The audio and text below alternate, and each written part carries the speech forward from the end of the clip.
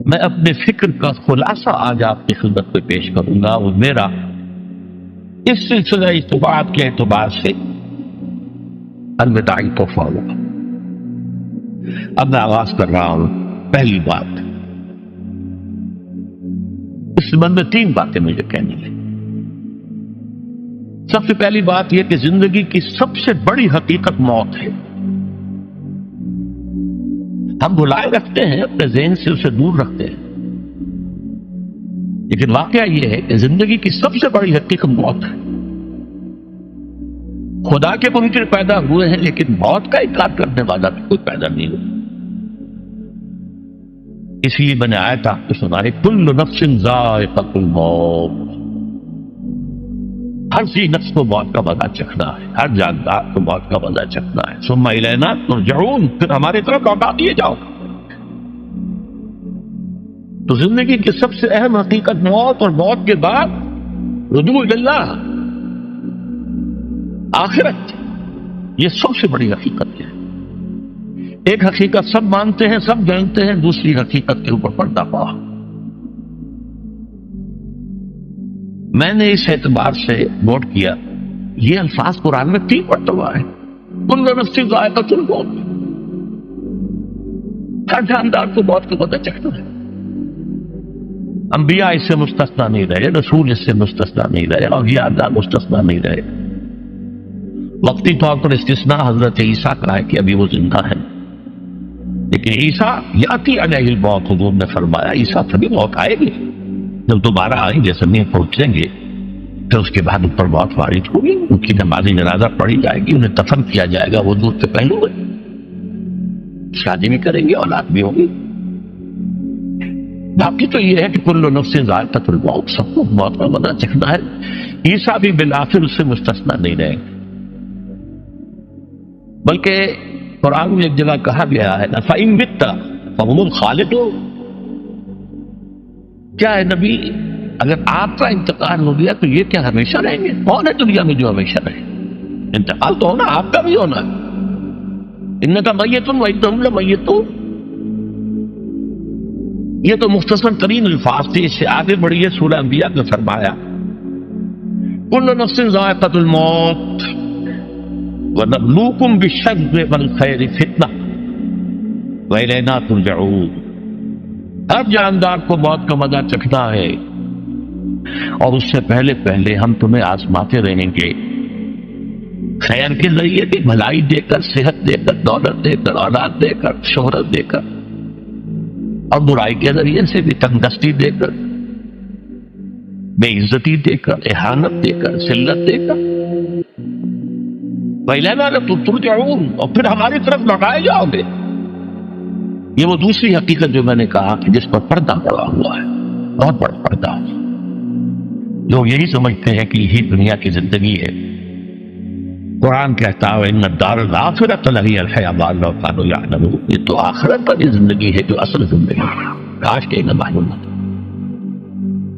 اس سے بھی زیادہ تفصیل سے یہ آل عمران میں آئی ہے، کل نفس ذائقۃ الموت وانما توفون اجورکم یوم القیامہ، ہر جاندار کو موت کا مزہ چکھنا ہے، اور پھر تمہیں پورا تمہارا اجر و بدلہ دے دیا جائے گا قیامت کے دن۔ فمن زحزح عن النار وادخل الجنة فقد فاز، جو کوئی آگ سے بچا لیا گیا اور جنت میں داخل کر دیا گیا وہ تو کامیاب۔ اللہم ربنا اجعلنا منہم، اللہم ربنا اجعلنا منہم، اللہم ربنا اجعلنا منہم۔ وما الحیات الدنیا الا متاع الغرور، اور دنیا کی زندگی تو سوائے دھوکے کے سامان کو کچھ نہیں۔ دھوکہ کس معنی میں؟ یہ تمہیں اصل زندگی سے غافل کر دیتی ہے۔ تم کہیں سفر پر جا رہے تھے، تمہارا کہیں گھر تھا، تمہیں واپس آنا تھا، تم راستے ہی میں کسی دلچسپی میں ایسے مگن ہوئے کہ گھر بار سب بھول گئے۔ یہ تو تمہارا عارضی سا سفر تھا، تم نے اسی کو اپنی منزل بنا لیا، اپنا ٹھکانہ بنا لیا، تو دھوکہ دیا اس نے تمہیں۔ ویسے دنیا کی زندگی دھوکہ نہیں ہے، بڑی حقیقت ہے، اس لیے کہ حضور نے فرمایا انما الدنیا مزرعۃ الآخرہ، یہ دنیا آخرت کی کھیتی ہے، یہاں بو گے تو وہاں کاٹو گے، یہاں کچھ کمائی کرو گے تو وہاں اس کا بدلہ ملے گا۔ اس اعتبار سے دنیا بہت بڑی حقیقت ہے، ایک ایک لمحہ بہت بڑی دن کی ہے۔ لیکن اگر یہ دنیا تمہیں آخرت سے غافل کر دے تو اس سے بڑا دھوکے باز ہو کوئی۔ یہ اصل دجال ہے۔ میں نے تقریباً 60 برس کی عمر کو جب میں پہنچا تھا تو موت کا انتظار شروع کر دیا تھا۔ میرے قریبی احباب کو معلوم ہے، میں کہتا رہا، یہ بھی کہتا رہا کہ بھائی میں اپنے حصے کا کام کر چکا، جتنی صلاحیت اللہ نے دی تھی، جتنی بھی میرے اندر استعداد تھی، میں اس کو بھرپور طریقے پر استعمال کرے گا۔ دم واپسی برسرے راہ ہے عزیز و اب اللہ ہی اللہ ہے، یہ میرا معاملہ رہا ہے 60 برس کی عمر سے۔ اس کے بعد اللہ نے مزید 14 برس دیے ہیں۔ یہ نافلۃ اللہ کے درجے میں کہتا ہوں، اس کا اللہ کا عقل خصوصی ہے، نفل ہے، ہمیشہ کہتا رہا۔ مصنون زندگی تو 61 برس ہے ہمارے حساب سے۔ علامہ اقبال کے بارے میں سنا ہے کہ رویا کرتے تھے کہ میری عمر حضور کی عمر سے زیادہ نہ ہو، وہ 6 مہینے کم ہی رہی ہے حضور کی عمر سے۔ جو حضور کی عمر تھی وہی حضرت ابوبکر کی، وہی حضرت عمر کی، وہی حضرت علی کی۔ ہاں، حضرت عثمان 82 برس کی عمر ہے ماشاءاللہ۔ تو یہاں کے مجددین میں سے وہی عمر حضرت شیخ احمد سرندی کی، وہی شاہ ولی اللہ دہلوی کی۔ ہاں، شیخ عبدالحق محدث دہلوی رحمۃ اللہ علیہ 82 برس کی عمر۔ لیکن یہ میں کہا کرتا تھا مصنون عمر تو 61 برس ہے، جسے ہم 63 کہتے ہیں، وہ اصل میں ہمارے حساب سے 61 بنتا۔ وہ 63 قمری ہے، جو 9 دن کم ہے، قمری سال جو ہے وہ شمسی سال سے۔ بہرحال میں اس وقت سے منتظر تھا، لیکن جو بھی وقت اللہ نے دیا ہے اللہ کا شکر ہے، وہ مفید کاموں میں لگا ہے۔ ان میں خاص طور پر میں سمجھتا ہوں کہ اللہ کا مجھ پر سب سے بڑا احسان، اور مجھے پر نہیں، بہت بڑے پیمانے پر لوگوں پر جو احسان ہوا ہے، وہ میرا 1998 کا دورہ ترجمہ قرآن جو کراچی میں ہوا تھا۔ 1998 کے مارچ میں میرا بڑا آپریشن ہوا، دونوں گھٹنے تبدیل کیے گئے، لیکن 98 کے آخر میں، حالانکہ میں چل نہیں سکتا تھا، کراچی میں مسجد جو ہے اونچی ہے، دوسری منزل پر ہے، تو خاص ریمپ بنایا گیا جس کے ذریعے میں ویل چیئر پر مجھے لے جایا جاتا تھا۔ میں وہ کر لیا۔ اس طرز کی گزشتہ چند سالوں سے پوری دنیا میں جو گونج ہوئی ہے اللہ کے فضل و کرم سے، اللہ کا کوئی حکمت خداوندی اس کے ساتھ وابستہ ہے۔ اس میں میرے کسی کام کو دخل نہیں ہے، میری کسی کوشش کو دخل نہیں ہے۔ میں نے تو جو درس میں دیتا آ رہا تھا سن 85 سے دورہ ترجمہ قرآن، البتہ یہ کہ ہے، یہ بات ضرور ہے کہ میں نے محسوس کیا تھا کہ سن 98 کے اس درس میں دورہ ترجمہ قرآن سے مجھے خصوصی انشراح حاصل۔ میری ساری گفتگو کا حاصل کیا ہے؟ دیکھیے، نظریاتی تحریکوں کا تعلق اشخاص سے نہیں ہوتا، ٹھیک ہے، کوئی اس کا داعی ہوتا ہے، کوئی اس کا مؤسس ہو جاتا ہے، کوئی اس کا آغاز کرنے والا ہوتا ہے، لیکن نظریاتی تحریک افراد سے وابستہ نہیں۔ افراد آتے چلے جاتے ہیں اپنا حصے کا کام کر کے، جس کو جتنا مقدر ہے، جس کی جتنی اللہ تعالیٰ کی طرف سے توفیق ہے، وہ اپنا کام کرے گا، چلا جائے گا۔ یہ چمن یوں ہی رہے گا اور ہزاروں جانور اپنی اپنی بولیاں سب بول کر اڑ جائیں گے۔ مبارک ہے وہ لوگ جنہیں قرآن کی بولی بولنا نصیب ہو جائے۔ وَإِنْ يَحْسَبُوا أَنِّي مِنْهُمْ، مجھے گمان ہے، اللہ کا فضل ہے کہ میں ان میں سے ہوں۔ میں نے قرآن کی بولی بولی ہے، اور قرآن مجید کو جیسا کہ وہ ہے ایز اٹ از، اپنے کو مظلومہ خیالات، اپنے کوئی ذہن سے زائدہ نظریات کو میں نے اس میں دخل نہیں کیا، جسے انگریزی میں آپ آبجیکٹو لکھتے ہیں، خالص معلومی طور پر قرآن کو پڑھا، قرآن کو قرآن سے سمجھائے، یا پھر سیرت رسول سے سمجھائے۔ میں لفظ سنت کی بجائے سیرت استعمال کر رہا ہوں۔ قرآن مجسم حضور تھے صلی اللہ علیہ وسلم، اور حضور کی سیرت اور حیات جو ہے وہ قرآن مجید کی اصل تفسیر ہے۔ یہ حقیقت بھی بہت کم لوگوں کے لیے ہے۔ وہ احادیث کا نام تو لیتے ہیں، احادیث بھی ہیں، سیرت میں تو احادیث ہی سے میں ملتی ہے، لیکن میں خاص طور پر سنت یا حدیث کی بجائے سیرت کر سکتا۔ قرآن کی 2 سورسز ہیں، قرآن خود اور سیرت رسول صلی اللہ علیہ وسلم. بہرحال انشاءاللہ العزیز یہ کام بڑھے گا، چلے گا، یہ میں ابھی بات میں بحث کروں. دوسری بات جو میں نے آیت پڑھی آپ کو، وَمَن نُعَمِّرْهُ نُنَقِّصُ فِي الْخَلْقِ أَفَلَا يَعْقِلُونَ. بہت بڑی حقیقت زندگی کی یہ بھی ہے. اس کی ہم عمر زیادہ کر دیتے ہیں، اس کی خلقی صلاحیتوں میں کمی کر دیتے ہیں. موٹی بات ہے، بڑھاپا آئے گا، ہمیشہ کی مانی ہوئی بات ہے. اگرچہ جوانی میں آدمی بڑھاپے کا تصور نہیں کرتا، لیکن بڑھاپا آنا ہے، یہ بھی ایک حقیقت ہے موت کی طرح. غالب نے کہا تھا مزمحل ہو گئے قوائے غالب، اب عناصر میں اعتدال کہاں. ایک صاحب نے مجھے شعر سنایا تھا، ابراہیم صاحب سے ٹونک کے رہنے پر.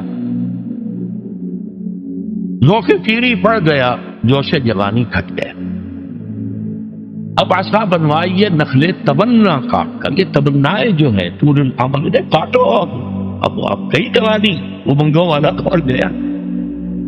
اور یہ جو تمناؤں کا پودا ہے، اس میں سے لکڑی لے کر عصائے پیری بنوا لیجیے. اب بڑھاپے کے لیے ایک عصا نکال. بڑا پیارا شعر ہے. ذوق پیری بڑھ گیا، جوش جوانی گھٹ گیا، اب عصا بنوائیے نخلے تمنا کاٹ. ابھی 2-3 دن ہوئے ہیں یہاں پر جو خانہ فرہنگ ایران ہے اس کے ڈائریکٹر آئے تھے، انہوں نے فارسی کا ایک شعر سنایا، بڑا پیارا شعر ہے. در جوانی گفت کہ شعر شعر است اگرچہ پیر بود. جوانی میں یہ کہا کرتا تھا کہ شعر تو شعر ہی ہوتا ہے، چاہے بوڑھا ہو جائے، بوڑھے ہونے سے اس میں کیا فرق ہو جائے. شعر شعر است اگرچہ پیر بود. کیوں میں پیری رسیدم، جب میں خود پیری اور بڑھاپے کو پہنچ گیا دیدم، تو مجھے یہ بات نظر آئی پیر پیر است گرچہ شعر بود. بوڑھا بوڑھا ہی ہوتا ہے چاہے وہ شعری کیوں نہ ہو. تو یہ بڑھاپا جو ہے یہ زندگی کی دوسری بڑی حقیقت ہے. اس کا ایک اثر تو سب کو معلوم ہے، قوائے غالب جو میں نے کہا، بڑھاپے کا عام نتیجہ جسمانی ضعف، سب جانتے ہیں. لیکن مجھ پر اور کچھ اور لوگوں پر بھی خاص طور پر اس کا جو ایک اثر ہوتا ہے، یہ مجھ پر ہوا ہے، وہ ہے یادداشت کی کمزوری. اور یہ میں کئی سال سے محسوس کر رہا ہوں، کئی سال سے محسوس. میری پرانی یادداشت بڑی مضبوط ہے، قوی ہے، اس میں کہیں کوئی کمی نہیں. لیکن ریسنٹ پاس کی چیزیں جو ہے، پچھلے 5-6 سال کے واقعات مجھے یاد نہیں رہتے. اشخاص سے ملنا ہوں اور دیکھ کے پہچان لیتا ہوں، کئی بار ملاقات ہوئی، نام یاد نہیں آتا. تاریخیں اور اشخاص کے نام کے اعتبار سے تو خاص طور پر کئی سال سے میری جو میموری ہے وہ امپیئرڈ ہے. اور میں محسوس کرتا رہا ہوں کچھ عرصے سے کہ این تقریر کے دوران محسوس ہوتا بلیک آؤٹ ہو گیا. اور مجھے سلسلہ کلام جوڑنے کے لیے سوچنا پڑا. بعض اوقات 1000 کروڑ مرتبہ بولے ہوئے الفاظ آئے، اب چاہے کتنا ہی جوک لگا لوں وہ لفظ یاد نہیں آئے گا. ہاں تھوڑی دیر کے بعد سب بہت یاد آ جائے گا. میری اس آپریشن سے چند کچھ عرصے پہلے تک جو میری تقریریں یہاں ہوئی، ان میں بہت سے لوگوں نے نوٹ کیا. میری تقاریر میں وہ روانی نہیں رہی تھی. وہ جو کراس ریفرنسز آیا کرتے تھے، اس کی بنا پر ایک مولانا عبد الکریم پاریک صاحب تھے ناگپور کے، انڈیا کے، مولانا علی میاں کے، وہ خلفاء میں سے. انہوں نے تفسیر لکھی ہے قرآن. وہ ایک مرتبہ لاہور آئے تھے تو اسے بھی ملاقات ہوئی، میرا ٹیکسٹ میں سنا. پھر یہاں وہ ایک دینی ادارے میں گئے، وہاں میرے خلاف باتیں ہو رہی تھی. تو انہوں نے کہا بھائی اس شخص کی کیا بات کرتے ہو؟ اس کے سامنے تو معلوم ہوتا ہے کہ قرآن کھلا ہوا ہے، جہاں سے چاہے لے لے. پھول کھلے ہیں گلشن گلشن، لیکن اپنا اپنا دامن، تو کیا بات کر رہے ہیں اس کی؟ تو عبد الکریم پاریک صاحب کی وہ جو تقاصر تھا وہ صحیح تھا. کراس ریفرنسز کا آنا، القرآن یفسر بعضہ بعضا، اس میں بہت کمی آ گئی۔ بہرحال اس کے علاوہ تیسری چیز ہوتی ہے بڑھاپے میں ریزسٹنس کی کمی کی وجہ سے عوارض۔ بلڈ پریشر کا میں مریض ہوں اور کوئی 25 برس سے، شوگر کا میں مریض ہوں اور کوئی 5 برس سے ہوں۔ ایک خاص برس جو مجھ پر آیا ہے آج سے 4 سال پہلے، اس کی ایک تاریخ ہے۔ یہ جو امراض دماغی کے ماہرین ہیں یہ کہتے ہیں کہ ایک مرض ہے بائی پولر ڈپریشن۔ انسان میں کبھی تو انشراح ہوتا ہے، ایکٹیویٹی ہوتی ہے، سوچتا ہے اور ایکٹیو کرنے کے لیے، گفتگو کے لیے، بھاگ دوڑ کے لیے طبیعت میں آمادی ہوتی ہے۔ کبھی وہ بجھ سا جاتا ہے، کبھی وہ حرکت کرنے کو جی نہیں چاہتا، پڑا رہے کسی کونے میں، سو جائے۔ تو یہ بائی پولر معاملہ کہلاتا ہے، یہ ویو چلتی ہے۔ اچھا یہ ہے ہر انسان میں، جسے ہم عام طور پر کہتے ہیں موڈ آف ہے بھائی میرا، مجھ سے باقی یہ موڈ کا آف ہو جانا، آن ہو جانا، یہ عام آدمی میں بھی ہوتا ہے۔ لیکن جو اللہ کے کسی فضل و کرم سے زیادہ ذہین ہو، زیادہ حساس ہو، ان میں پھر یہ جو ویو ہے یہ زیادہ اونچائی زیادہ نیچائی، زیادہ اونچائی زیادہ نیچائی، اور اس کو پھر ہم کہتے ہیں مرض، بائی پولر۔ یہ ہمارا خاندانی مرض ہے۔ والد صاحب کا تھا تو تھا، بڑے بھائی اظہار احمد صاحب کو ہوا، میری بڑی ہمشیرہ کو ہوا۔ عام طور پر اس کی عمر ہوتی ہے اور ہوتی تھی، 3 تجربے مجھے ہیں، والد صاحب کو 13 برس میں نے اٹینڈ کیا ہے اس بیماری میں، سن 52 سے 65 تک جب کہ ان کا انتقال ہوا۔ یہ عام طور پر شروع ہوتا ہے 50 برس کے لگ بھگ۔ میری عمر جب 50 برس کے لگ بھگ ہوئی تو مجھے کئی مرتبہ محسوس ہوا کہ میری تقریر کے دوران سوئچ آف ہوتا ہے۔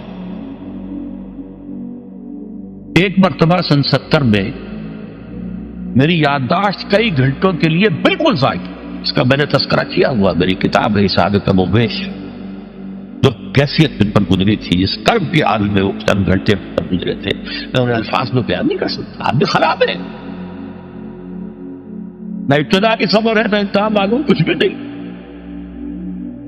میں جب 50 برس کا ہوا اور یہ ایک مرتبہ مجھے جھٹکے لگے مسجد صبر آباد کے اندر، تو میں نے ڈاکٹر رشید چودھری صاحب سے، وہ میرے والد صاحب کے والد تھے، میں نے ان سے کہا کہ یہ ڈینجر زون میں داخل ہو گیا۔ ان کا نہیں، آپ کو یہ نہیں ہوگا، اس لیے کہ آپ اللہ کے کتاب کی خدمت کر رہے ہیں۔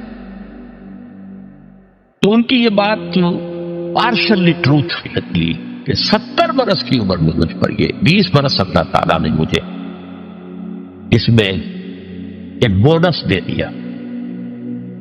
70 برس میں ظہور ہوا، اس کا ایکسائٹنگ کاز بنا ہے افغانستان میں جو حادثہ ہوا طالبان کے ساتھ۔ اتنا صدمہ مجھے تھا، ایک دم بیٹھ گیا، ایک دم بیٹھ گیا۔ یہ چیز جو ہے ابھی کنٹینیو کر رہی ہے بائی پولر، اس کے لیے میں دوا بھی لے رہا ہوں۔ البتہ اس معاملے میں میری ایکسائٹمنٹ جو ہے زیادہ اوپر چلے جانا، یہ صرف ایک بار ہوا ہے اللہ کے فضل و کرم سے، زیادہ جو ہے وہ اس بروڈنگ، بس غور کرتے رہنا، بیٹھے رہنا، لیٹے رہنا، وہ جس کا نقشہ حضور کے بارے میں کھینچا گیا ہے، یا ایھا المدثر یا ایھا المزمل، اے کمبل میں لپٹ کر لیٹنے والے اور اے لحاف میں لپٹ کر لیٹنے والے، قم فانذر قم اللیل الا قلیلا، وہ ایک کیفیت ہوتی ہے۔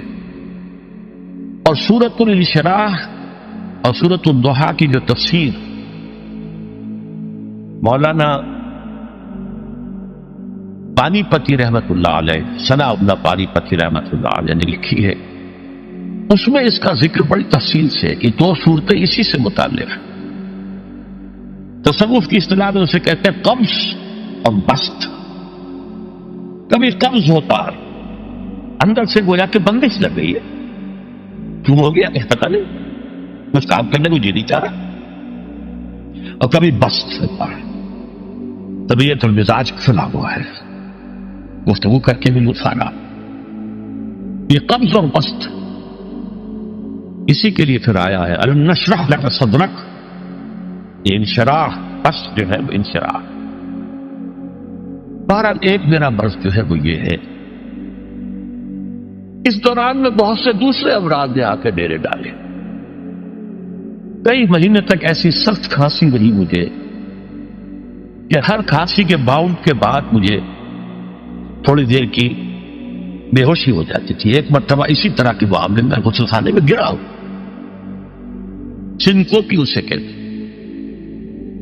پھر ایک دفعہ ایٹریل فبریلیشن، دل نے مجھے آج تک کچھ نہیں کہا، بیچارے نے کچھ نہیں کہا، لیکن اسی عرصے کے دوران میں یہ ڈپریشن جو بہت زیادہ شدید تھی، ایک دفعہ دل بھی گھبرانے لگا اور اسے فبریلیشن کہتے ہیں، بجائے اس کے کہ یوں حرکت کرے شروع کر دیتے ہیں، فبریلیشن کہتے ہیں. اس طرح میری جو بائی پولر ذہنی اور نفسیاتی اور جذباتی کیفیت کے جینز مجھے وراثت میں ملے تھے پیدائشی طور پر، ایسے ہی میری کمر کی تکلیف کے بھی بیج جو ہیں وہ 30-35 سال پہلے پڑے تھے. مسجد خضرہ ثمر آباد میں میرا درس ہفتے اتوار کی صبح کو ہوتا تھا، 2 گھنٹے 2.5 گھنٹے عام طور پر، کبھی کبھی 3 گھنٹے. پھر شام کو عصر کے بعد، پھر عشاء کے بعد، پھر دوران ہفتہ ہر روز شام کو مغرب کے بعد، اور جمعے کے روز خطاب جمعہ اور اس کے علاوہ درس. اور یہ سب کے سب میں چوکڑی مار کر یا زمین پر بیٹھ کر یا کسی چوکی پر بیٹھ کر درس دیتا تھا، کمر آگے جھکی رہتی تھی. ظاہر بات ہے کہ اس کے کچھ نہ کچھ جو بھی فزیکل اثرات ہیں وہ پیدا ہونے تھے. اس زمانے میں مجھ سے مولانا جعفر شاہ پھلواری رحمۃ اللہ علیہ اور شیخ سلطان میں جماعت اسلامی کے امیر رہے تھے، دونوں نے ایک بات کہی تھی کہ انگریزی محاورہ تو یہ ہے کہ کینڈل کو دونوں سائڈز پر برن نہ کرو، don't burn your candle both the sides. لیکن آپ کا معاملہ تو یہ ہے کہ دونوں سائڈز کے علاوہ درمیان میں سے بھی جلا رہے ہیں. لیکن ظاہر بات ہے کہ ایک شوق، ایک لگن، ایک دھن، ایک کام کی بنیاد ڈالنا آسان بات نہیں ہوتی. میں لگا رہا، ریڑھ کی ہڈی میں درد ہوتا تھا کمر میں، جسے لوگ بیک پین کہتے ہیں، کوئی دوائیاں کھا لی، کوئی پین کلرز کھا لیے، لیکن یہ کہ اس سے خاص طور پر جو کمر کا نچلا حصہ ہے، اس کے جو گہرے ہیں اور ان کے مابین جو انٹرورٹیبرل ڈسک ہوتی ہے، اسپیس ہوتی ہے، وہ نیرو ہوئی اور ڈسک جو ہے ڈیجنریٹ ہونا شروع ہوئے. تکلیف بڑھتی چلی گئی، کام بھی چلتا گیا. پہلا ایکیوٹ حملہ مجھ پر ہوا ہے 1985 میں. سارے اسباب تو اندر موجود تھے، لیکن ایک ایکسائٹنگ کاز، فوری سبب یہ بن گیا کہ شکاگو سے لاہور تک کا سفر میں نے کیا اور اس میں 30 گھنٹے مجھے مسلسل بیٹھنا پڑا. شکاگو سے لندن، لندن ہیتھرو ایئرپورٹ پر 6-7 گھنٹے انتظار، پھر وہاں سے اسلام آباد، اسلام آباد میں انتظار، لاہور کی فلائٹ. اس سے یہ ہے کہ اس قدر شدید تکلیف ہوئی کہ رکوع میں جانا مشکل، رکوع سے اٹھنا اس سے بھی زیادہ مشکل، جھکنا جو ہے، چلنا بہت مشکل. 12 ادویات وغیرہ کھانی اور اس کے ذریعے سے اس میں کورٹیسون کا استعمال بھی کرتا رہا اور کام چلتا رہا. اچانک میں گیا کراچی کے دورے پر، تو وہاں جو شکل پھر پیدا ہوئی تھی 1985 میں، 4-5 دن جس حالت میں گزرے ہیں، میں اس کا اب بھی تصور کرتا ہوں تو کانپ جاتا ہوں. شدید تکلیف، کسی کا چین نہیں. اس کا معاملہ خاص طور پر دوہرا اس لیے ہو گیا تھا، میں وہاں مہمان تھا سید سراج الحق صاحب کا، محترم کا. اب ظاہر بات ہے میری وجہ سے انہیں جسمانی تکلیف بھی ہو رہی تھی، جس میں مشقت ہو رہی تھی، کوفت ہو رہی تھی. بہرحال وہاں سے مجھے لاہور پھر لایا گیا ہے ایک اسٹریچر پر، یہ آئیے کہ 3 سیٹوں کے اوپر اسٹریچر لگا، اس پر میں آیا. یہاں آ کر کچھ انویسٹیگیشن کی، کچھ کورٹیسون انجیکشن لگے، تو اس طریقے سے وہ بات کچھ دب گئی. مشورہ کیا، ڈاکٹر بشیر صاحب جو سرجن ہوتے تھے، انہوں نے کہا آپریشن آپ نے کرنا ہے، اگرچہ معاملہ تو خراب ہے اور یہ 3 موروں کے درمیان جو ہے معاملہ وہ کافی تشویشناک ہے، آپریشن میں کرائے، ادویات وغیرہ سے، کچھ ایکسرسائز سے کام چلائے. اس وقت تک ابھی MRI ایجاد نہیں ہوا تھا، CT اسکین ہوتا تھا، وہ کروایا تو معلوم ہوا کہ نمبر 4 اور 5 اور S1 یہ 3 موریں جو ہیں ان کے درمیان کی ڈسک جو ہے وہ تقریباً ڈیجنریٹ ہو چکی ہے. بہرحال اس کے بعد بھی اللہ کا فضل ہوا، کام چلتا رہا. سن 91 سے مجھے گھٹنوں کی درد کی تکلیف شروع ہوئی تو میں نے پین کلر زیادہ اسٹرانگ کھانے شروع کیے، اس سے یہ درد بھی دب گیا، معلوم ہوا ہے ہی نہیں، کمر میں کچھ ہے ہی نہیں۔ لیکن آج سے کوئی 3-4 سال پہلے میں نے جب آپریشن تو کرایا تھا تقریباً 7 سال پہلے 1998 میں، تو اس کے بعد سے میں نے وہ پین کلرز ختم کر دیے، اس لیے کہ گردے پر اور معدے پر کا برا اثر ہو رہا تھا۔ لیکن یہ کہ اس کے بعد آج سے 3-4 سال پہلے مجھے تکلیف بڑھنی شروع ہوئی، کھڑے ہونا مشکل ہو گیا، چلنا مشکل ہو گیا، کھڑے ہو کے تقریر کرنا موقوف ہو گیا، عام طور پر تھوڑا چلنا ہوتا تھا تو ویل چیئر کے اوپر، یہ بات آگے تک بڑھی رہی۔ سن 5 کے آغاز میں تکلیف جو ہے یہ زیادہ بڑھی، تو پھر MRI کرایا گیا، اس سے معلوم ہوا کہ اب 3 نہیں 4 مورے انوالوڈ ہیں، L3 L4 L5 S1، اور صورتحال بہت تشویشناک ہے، آپریشن جو ہے وہ لازمی ہے۔ لیکن کچھ خوف تھا آپریشن کا، کچھ لوگ بھی ڈراتے تھے، ٹال بٹول سے میں کام لیتا رہا، وہی دوائیں وغیرہ، پھر کچھ جدید قسم کے ٹونے ٹوٹکے بھی ٹرائی کیے، کچھ ہومیوپیتھی بھی ٹرائی کی، لیکن یہ کہ درد بڑھتا چلا گیا، مرض بڑھتا گیا جو دوا کی۔ اچانک یہ آج سے 4 مہینے پہلے حادثہ ہو گیا، بہت شدید درد کی کیفیت تھی اور 3-4 روز سے میرا مسجد میں آنا بھی موقوف تھا، اور میں وضو بھی نہیں کر سکتا تھا، بلکہ تیمم ہی سے نماز بستر پر پڑھ رہا تھا۔ لیکن ہوائی ضروریات کے لیے گیا میں باتھ روم، وہاں میں کھڑا ہی تھا ابھی کہ میرا بایاں گھٹنا ایک دم بیٹھ گیا، بینڈ ہو گیا اور میں گر گیا پیچھے۔ اس کا مطلب کیا ہوا کہ یا تو کوئی جو ہے وہ پیرالائسس ہو گیا ہے یا کوئی اور اس قسم کا حادثہ ہو گیا ہے۔ تو اب یہ ایمرجنسی کی پوزیشن بن گئی اور جو آپریشن ہے وہ فوری طور پر لازمی ہو گیا۔ یہ آپریشن ہے میرا جو 19 نومبر کو سرجی میڈ ہاسپٹل میں ہوا اور ڈاکٹر عامر عزیز صاحب نے کیا۔